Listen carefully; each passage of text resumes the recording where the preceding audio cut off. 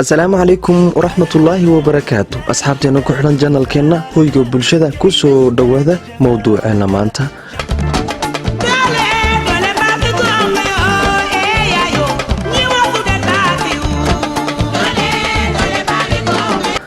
موضوعنا مانتا وعجيب بل كدومركيسو udabaaldegaan fariinka ayaan maanta idin la wadaagi doonaa.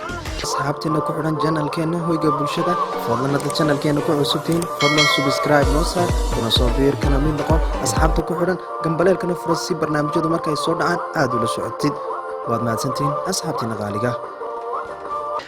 ma maqashay dal u dabaaldega fariinka marka dumarkooda la furo haddii aadan hore u maqlin nala soco maanta annaga daaha kaaga qaadi doonee.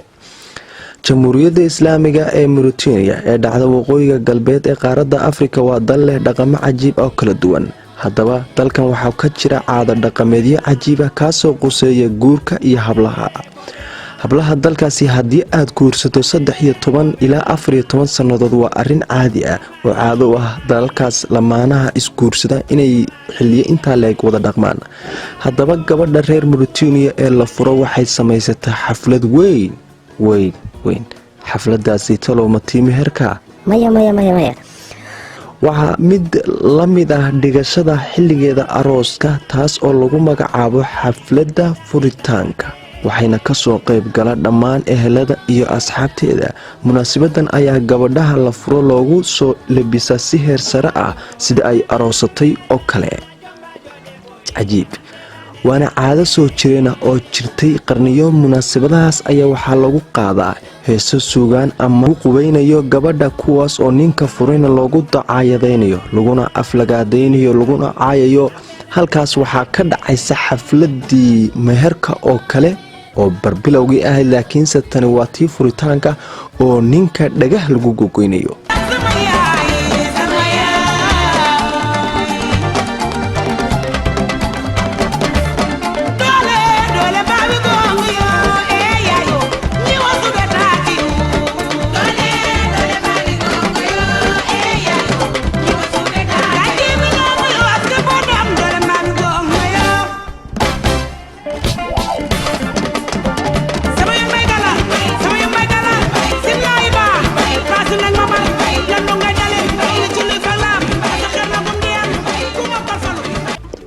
cajiib haddaba xafladan ayaa waxaa ka soo qayb gala dad aad u fara badan sida dad caan ah oo heesa ka qaadaya fanaaniin qolyooyin duubaya oo baahinaya MURATANIA oo dhan ayaa laga daawanaya. cajiib xafladan ayaa waxaa lagu sameynaya cunooyin kala duwan si ay u dhargaan dadka ka soo qayb galay munaasabadan.